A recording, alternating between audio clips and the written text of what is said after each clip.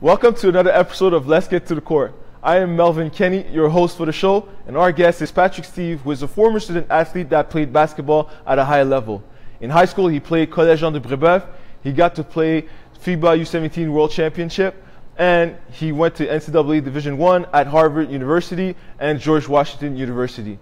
Patrick Steeves is here to share his experience on how he managed school and basketball to receive high honor rolls and how he overcame injuries to remain valuable for his teammate in the NCAA level. Hope you enjoy the show. Patrick Steeves, how are you doing? Doing great. How about yourself? I'm doing good. I have to thank you for joining the show and taking some of your time to answer some questions. It's pretty cool. It's pretty cool to see that from your path from high school to NCAA, and I wanted you to share with our audience your path and how you overcame your knee injury and foot injury. Because from watching everything that I saw, you're pretty much the definition of resilience when you look at your career in NCAA. So that's why I wanted you to be in the show. Yeah, appreciate it. It wasn't the most rosy career. Had like you said, a lot of injuries, but no, it was a ton of fun. And now, the past few years, just trying to get other kids in Quebec to get to experience the same thing. So that's pretty cool. So all right, let's get to the course. So first thing, how were you introduced to basketball? So my dad played basketball. Okay. He started late, actually. He's about my height, so he's 6'7". Okay, cool. But he started playing basketball when he was about 15, so he started pretty late. Could have had a good career. He still played collegiate in Canada, actually. Okay. But I think as soon as he saw that we were gonna follow in his footsteps in terms of the height, he got us started. Like my sister and I at about 7 or 8 years old. So we got started pretty early playing in community gyms in Notre Dame de Grâce. Yeah. So he was the guy who was pushing us to get into basketball pretty early. So that was your main sport. You didn't really play other sports. You were a basketball family. Not really, actually. We played a lot of sports. We did soccer even before basketball, which is obviously great for footwork, and it's very accessible for young kids. Swimming, skiing, hockey. So that's very cool. well-rounded. And then I think in the back of his mind, my dad was always thinking about basketball for us. Okay. And at 8, he got us started in there. And around 11 or 12, we cut off all the other sports and really focused on that. Okay. Which basketball player you were looking up to when you were crafting your basketball skills? I always had weird basketball idols. Yeah. I always loved the players who didn't really belong and just were super efficient. And so for me, one of those players was Leandro Barbosa on the Phoenix Suns. Okay. He played with Steve Nash. So obviously I followed the Suns because of Steve Nash, and Leandro Barbosa was just this Brazilian guy who was somewhat athletically gifted, but was just super efficient. Mm-hmm. And yeah, even these days, it's guys like Marcus Smart that I love that just work hard or super gritty, aren't flashy or anything, but just who just know their role. They have they have a good role within the team. Exactly. Yeah, they make the team win. The team has a better chance of winning with them on the floor, and I think that's the kind of player I've always looked up to. Okay, I see. Oh, that's pretty cool. So I wanted to know because I've heard some about College Jean-de Brebeuf being having a good basketball program. So based on your experience, what makes College Jean-de Brebeuf a top high school basketball program? I think when you talk about excellence of a program, there's so many things that go into it. For myself, I thought the coaching was really excellent. When I got to, actually my first year, I was lucky enough to be coached by Patrice Racine, who was just coming off a series of championships at the juvenile level. Yeah. And was kind of toning down and decided to, I think he maybe had his first kid or something. And he decided to teach the first years And so for us, we were already exposed to this great like legend Oh, that's great. who was coaching us our and then my who I think is an unbelievable coach, great motivator, and great life coach. Um, and I had him for 2 years at Brebeuf, so I thought like the coaching was obviously at a very very high level, Yeah. and I think just being in an environment where Brebeuf is a really tough school academically. Yeah. And both at school and in the basketball program, there's so much focus that's put on like excellence and developing that like work ethic and attitude for always striving to be the best version of yourself. Yeah. And I think that whole mindset really develops players and develops teams pretty effectively. So since you were first exposed to like Patrick Racine, who had like championships, who's like used to like win, what's the thing that you've like learned the most out of him? Well, it was pretty tough because he's obviously used to a different type of coaching, a different way of coaching. Like, you don't coach the same way you do kids who are 16 years old and 11. Okay, yeah. And so he was like really tough, honestly. I remember at one point, we ended up the season doing like very well. We ended up second in the championship and ended up like finishing on a high note. But at some low points in the season, I remember he was telling us like, "You guys are the team I dislike the most coaching," and all this stuff. No way. At the high school, we're like, "What is going on?" But I think, the group that we had like responded well. It brought us closer together, and it really showed us that like nobody's going to give you anything. Yeah. You have to work to get it. You have to stay together, and you have to be really gritty to go out and get wins, get championships. And I think that's sort of where we started developing that mentality. That's cool. That's nice. That was the main learning. So I saw like you got exposed to like the international competition by being in the FIBA U16 and U17. So U17 was for the World Championship in 2012. What did you see in the international level that was different in Quebec? I would say, so let's just forget about the American team because the American team was a different beast, right? They beat everybody by 40 or 50 points every game. Like, yeah. They had like Jabari Parker and like all of these NBA like household names on the team. So you get to play against some of those guys? Yeah. And they looked like they were 5 years older than us, right? I think in general, the international game, the biggest difference was that every single player on the floor was skilled and could hurt you. Where, if you play at a provincial level or even a national level, it's not always the case. You usually have weak links on a team. And at the international level, at the World Championships, sure, you would have your like most dangerous weapons on every team, but every single person could knock down 2-3 threes in a row if you left them open, or take it to the bucket, or so. It was really fun to play against that caliber. So from what I've heard, like in Europe, like they really take time to really develop their players. Even if you're a big man, you have to have handles. You really have to move well. So that's what I've heard for like when it comes to like the Europe, when they do the development, like they really take it seriously.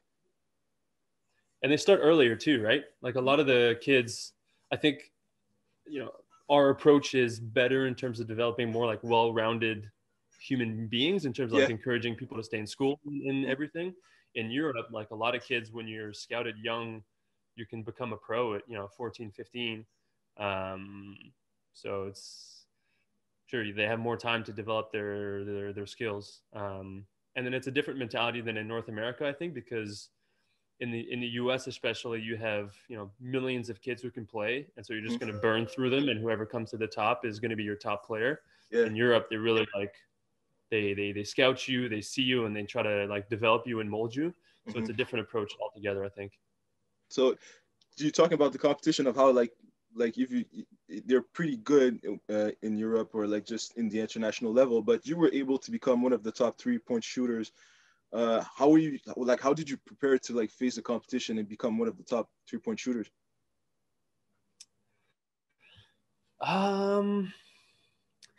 Just a lot of time in the gym, I think. Yeah, literally.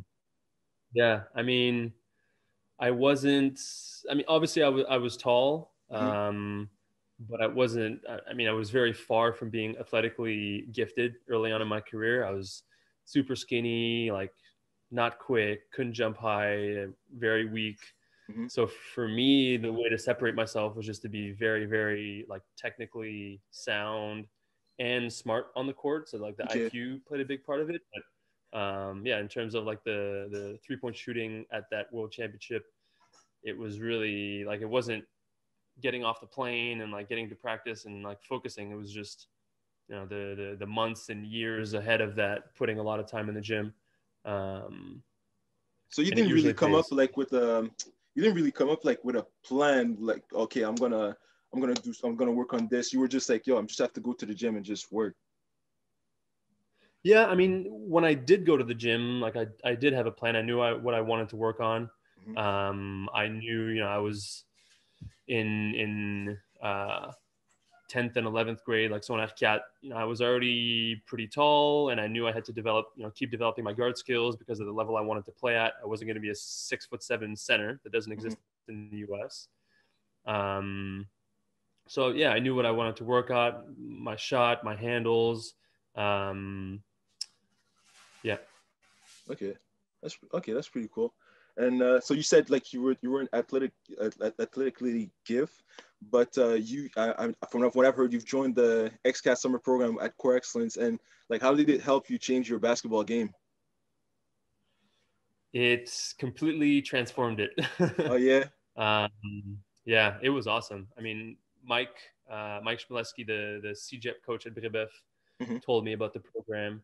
And back in the day, Vito was handling most of the basketball players.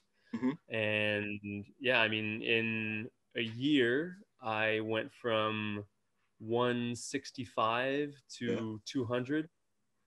Oh, Um, that's a big yeah. and That's a big I improvement. grew, yeah, I grew a couple inches there, but like I completely transformed my body. I felt much more confident on the Hmm. court, stronger, faster. Um, so yeah, it was huge, and I think it was a good thing that I sort of waited until I was in 11th grade Hmm. in Sec 5 to do that, because I think sometimes people start a bit early, and for me, it was more important to develop the sort of technical abilities Yeah. of my game and then really focus on the athletic development. But once I did that, then it really, I was able to take it to the next level. Um, I think mostly because of that summer and the year also that I spent with Vito, because I was even during the school year, I was going there 3 times a week. Hmm. Um, Oh yeah. yeah. After XCAT. Yeah. Okay, I see. So, so what? So there's one thing. So I love basketball, but there's some stuff that I really don't understand as much. But you went to Harvard, so which is like part of the Ivy League. Why did you decide to go play to an Ivy League instead of like another NCAA conference? It was always the goal was to get the best education possible. Okay. Um, so, and I don't really know how high in terms of basketball caliber school I could have gotten. Hmm. When I got to the U.S. for my last year of high school, I was getting some like decent basketball scholarship offers that Okay. were, better caliber, quote unquote, than the Ivy League. Yeah. But to me, like Harvard was literally the ideal school. Okay. And there were probably only a handful of schools that would fit in that mold, Uh, like Stanford probably, which is in a better conference and just as good a school. But when I started talking to the Harvard coaches, I stopped talking to anybody else. let's see. It was like I guess a good bond. Like you felt like there was a connection, kind of. Yeah. I mean, they weren't even, I wasn't very heavily recruited by them. I think they saw me more as like a guy who could play basketball, but I had really good grades. So for Okay. them, they have to keep a certain level in their basketball team. So it was more honestly of a like academic recruitment, if you Oh, I will. see. Um, which means like when I got there, I really had to fight to, prove that I could play with the other guys. Mhm. But I just knew like as soon as they showed interest, like That getting you a just Harvard went. education was a priority. Like who Yeah. cares? Like I could have not, I don't know. I could have not played as much as I did and I would have been happy just because Mhm. like the experience and going to that school and living those 4 years was, a dream come true. It's great. That's good.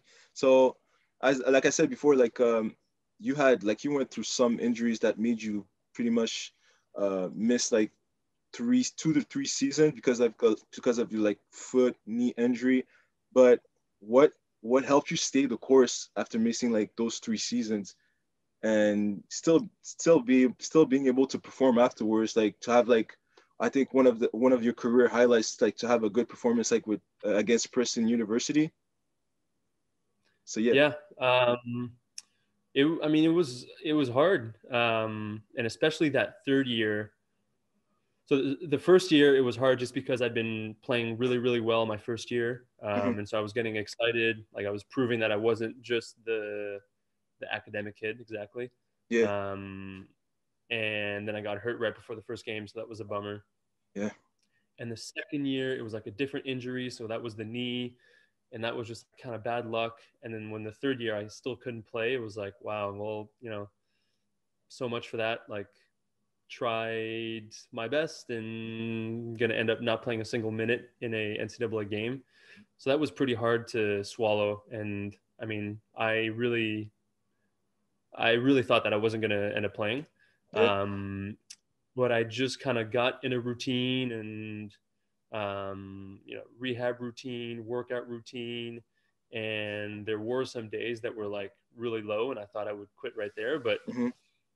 the habits that I developed just kind of helped me stick with it. And it's just Mhm. like when you're used to going into the gym and working, it's just kind of what you do. And like habits are like an extremely powerful thing. And it was the same thing with the injuries, like rehab routines, the workouts, all that stuff.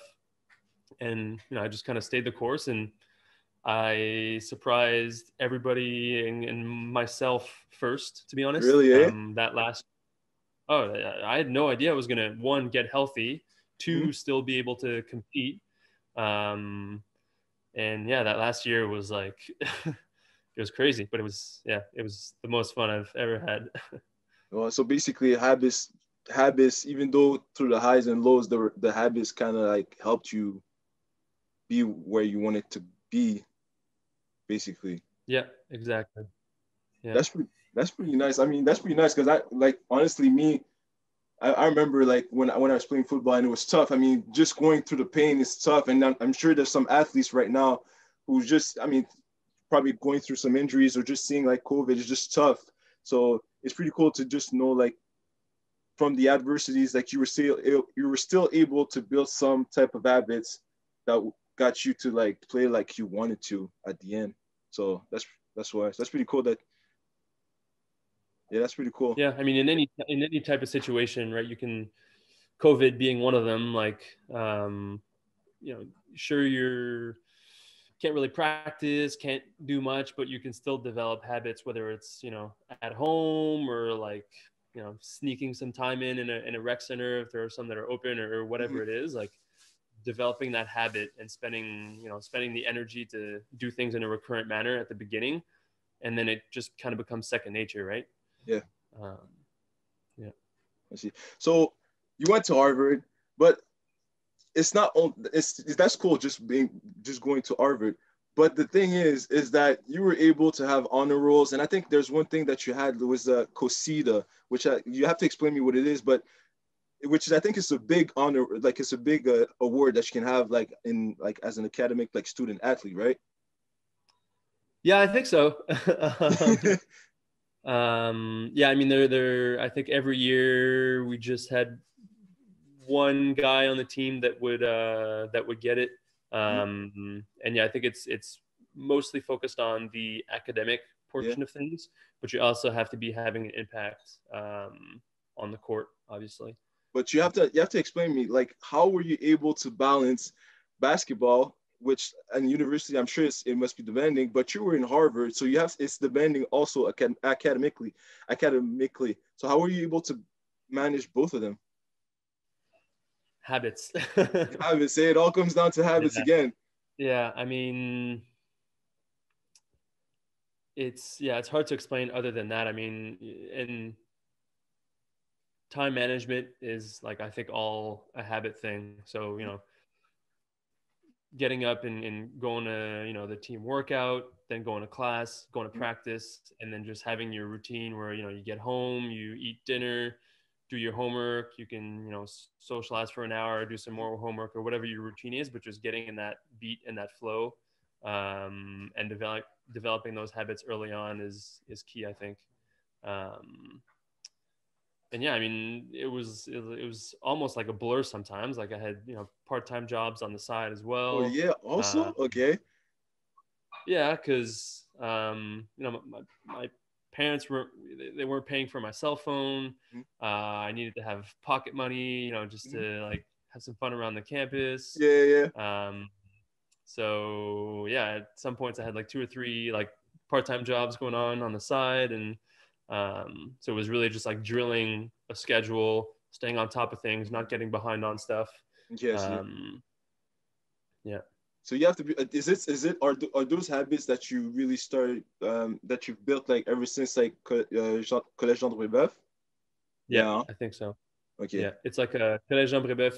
It's not to the same level, but it's somewhat of a A beginner's level that brings you to there, kind of. yeah, it's a training ground for that. Like it's very rigorous academically. We have 3-4 practices a week and games and stuff, and so it's demanding on your schedule. And if you're able to succeed, through through your time there, then you're better prepared for sort of the step up from there. Okay, I see. So after you were done at Harvard, you went to join the George Washington Colonials men's basketball team, which is like in the Athletic 10 conference. What's the difference? What difference did you see in the style of play compared to the Ivy League? I mean, it's an athletic focused conference, right? Okay. So, I mean, you're spending a lot more time practicing. You're spending a lot more time in the weight room. You're doing a lot more video. Like it's just basketball. It takes on a much bigger portion Toll? of your life, Yeah. which was like, it was fun and it was a different experience. Yeah. And I think in terms of the style of play, like it was much, much, much more physical. Okay. The athletes there were just, stronger, faster, more explosive. So for a player like me, it was a bit more of a challenge to adapt to that style of play. But no, it was great. It was a challenge. It was a great experience. Yeah. And you so in this like you studied in the state, but how would you, and I'm sure you didn't really have like your family coming to the state. How did you prevent yourself from being homesick? I was never homesick much. No? No, and I think it's just like with the way that my parents brought my sister and I up.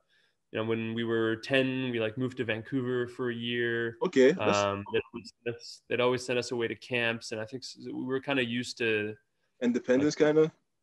yeah, being independent, uprooting ourselves and going somewhere else and having to exactly be independent.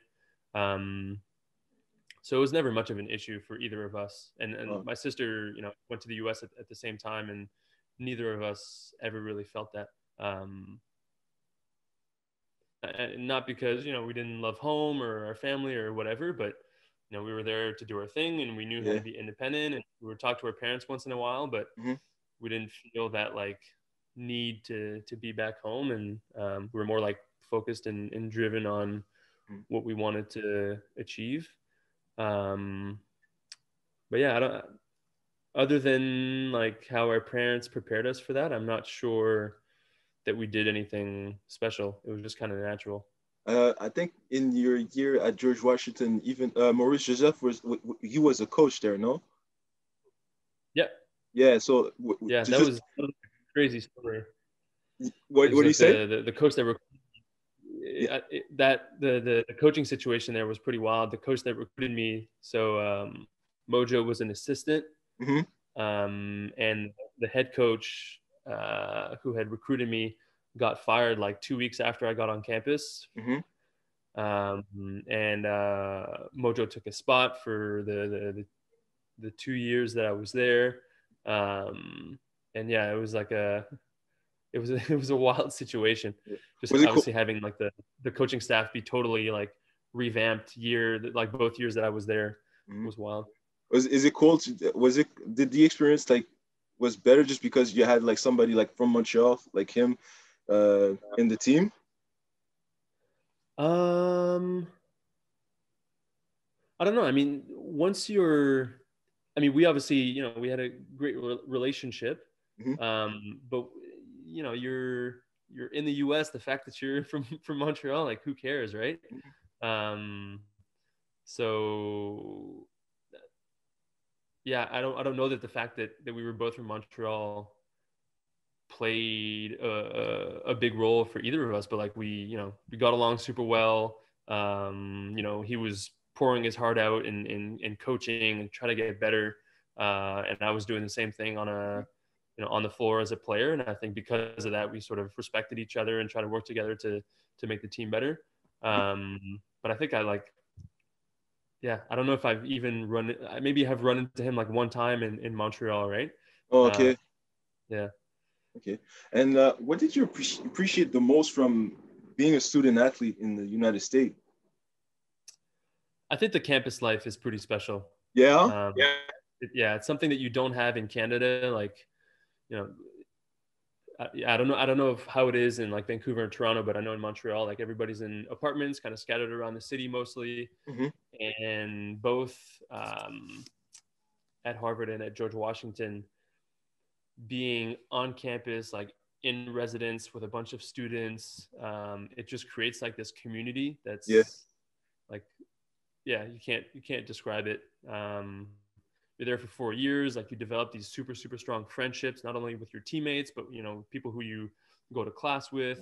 You're going to class, you're eating, you're hanging out, you're watching TV, you're doing all this stuff with the student body. And yeah, it's like this little super fun, exciting, dynamic bubble that yeah, I would highly recommend to anybody. Yeah. You still in contact with some people from the campus like that went to Harvard and George Washington that graduated from there? Yeah. So, I mean, I was just on the phone last night with two of my really good friends from George Washington. Mm-hmm. And yeah, I made some, great friends in both schools, and they're still in contact with a bunch of them. That's pretty nice. So after you were done being a basketball player, well, you got into coaching. You're coaching at College Jean-de Brebeuf. What got you into coaching basketball after you were done playing? To be honest, the head of the basketball program, Jean-François Allard, and my old high school coach, Midi, just sort of asked me. They had a hole that they needed to fill on the coaching staff. Yeah. And at first, I was very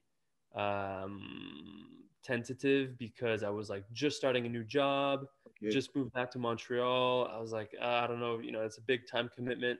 Yeah. And I'm so glad that I did it because, just a couple weeks in, working with the kids, like being part of a team environment again, and really trying to like develop these kids and help them live a similar, experience that I got to live was, it still is, extremely gratifying and satisfying. I agree with you. Yeah. And it is a big time commitment. So like every single year when the season's about to start again, I get sort of antsy. I'm like, oh man, it's like 20 plus hours a week. It's a lot. Yeah. And every single time, like as soon as it starts and practice start, it's like, oh, this is so much fun. I see. So what is your advice to young athletes on taking a decision to choose a school, like whether it is for college, prep school, or university? What would be your best advice? I think, I mean, number one is to go for the education.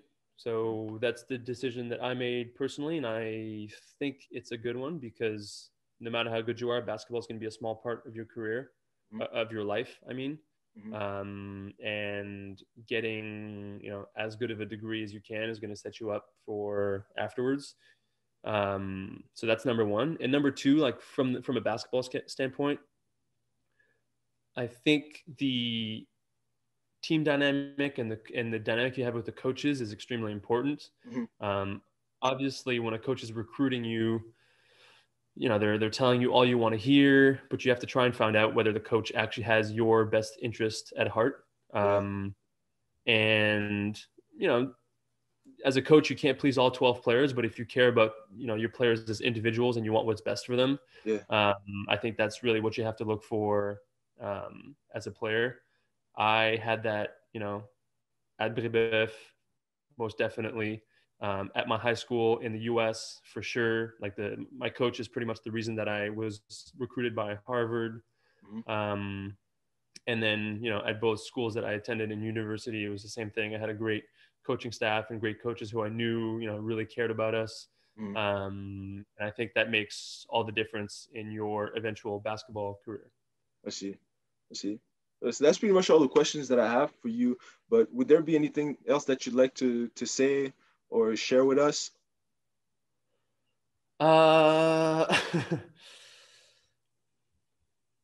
no, I mean, I guess, I don't know when you're going to put this out there, but right now is an extremely tough time for athletes. Yeah. I talked to friends of mine, and you know, it's I don't even know what I would do if I was in this situation. Not being able Yeah. to compete, not being able to practice, Hmm. and so yeah, it's undeniably an extremely hard time. But Yeah, it's a hard time. Yeah. to any athletes who have whatever your dreams are, like it's only a set period of time, and every single athlete is in the same position. Nobody's playing, practicing, working out like they want to. Mhm. And I think the ones, if you really stay the course and stay focused and do what you can while we're in this shitty situation, uh, Yeah. you're gonna come out on top. So Yeah. Yeah. yeah. Well, thank you for the last words. And I really like one thing I'm gonna really remember from you is like really no matter what, like the adversities that you go through, the habit is gonna help you stay the course. So, Yep, I really strongly believe that. so thank you very much, Patrick Steven. I'm sure I'm gonna see you soon, and I really appreciate Yeah, you hope for to, joining the show. So yeah, yeah, for sure. Thanks for your time, and hope to see you at Core Excellence sometime soon. yeah, soon. All right, take care. See ya. All right, ciao.